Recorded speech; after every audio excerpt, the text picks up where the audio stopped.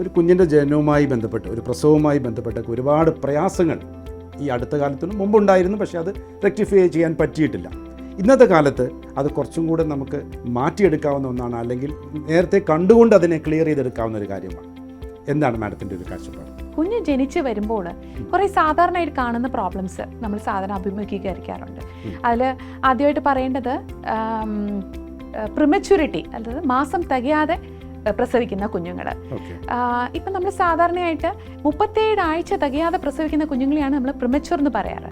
അപ്പം ഒരു 24 ആഴ്ചയ്ക്കും 37 ആഴ്ചയ്ക്കും ഇടയ്ക്കുള്ള അതാണ് കോമൺ ആയിട്ട് നമ്മൾ റിസുസിറ്റേറ്റ്, അതായത് നമ്മൾ ഇമ്പ്രൂവ് ചെയ്ത് കൊണ്ടുവരുന്ന കുഞ്ഞുങ്ങൾ.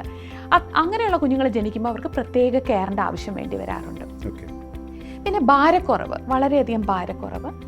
അതിൻ്റെ കൂടെ തന്നെ ജനിച്ച ഉടനെ തന്നെ ശ്വാസം മുട്ട് വരിക, ഹൃദയ സംബന്ധമായിട്ടുള്ള അസുഖങ്ങൾ വരിക, കളർ മാറുന്നതൊക്കെ. അതെ, സൈനോസിസ് അല്ലെങ്കിൽ നീല നിറമുള്ള കുഞ്ഞുങ്ങൾ.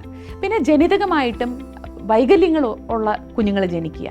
സോ ഇതെല്ലാം തന്നെ നമ്മൾ ഉടനെ തന്നെ നമ്മൾ ട്രീറ്റ് ചെയ്യേണ്ട പ്രോബ്ലംസ് ആണ്. ഡോക്ടർ മനോജിന് അറിയാമല്ലോ, നമ്മൾ ഇതെല്ലാം ഏതൊക്കെ പ്രശ്നങ്ങൾ വന്നു കഴിഞ്ഞാലും ജനിച്ച ഉടനെ വരുന്ന എന്താണ്, കുഞ്ഞും ശ്വസിക്കാതിരിക്കുക, കരയാതിരിക്കുക. സോ ആ സമയത്ത് നമ്മൾ കുഞ്ഞിനെ റെസുസിറ്റേറ്റ് ചെയ്ത് ആ ഒരു ജീവവായു കൊടുത്ത് കുഞ്ഞിനെ തിരികെ ജീവിതത്തിലോട്ട് മാത്രമല്ല ഇൻടാക്റ്റ് ആയിട്ടുള്ളൊരു സർവൈവൽ. അപ്പോൾ ആദ്യത്തെ 1 മിനിറ്റുള്ള നമ്മൾ ചെയ്യുന്ന കാര്യങ്ങൾ വളരെ ഇമ്പോർട്ടൻ്റ് ആണ്. അപ്പോൾ ഈ നിയോനേറ്റൽ റെസുസിറ്റേഷൻ അറിയാവുന്ന ഒരു ടീം തന്നെ ആയിരിക്കണം ഒരു കുഞ്ഞിനെ റിസീവ് ചെയ്യാൻ. അതിന് ഫസ്റ്റ് ഗോൾഡൻ മിനിറ്റ് എന്നാണ് പറയുന്നത്.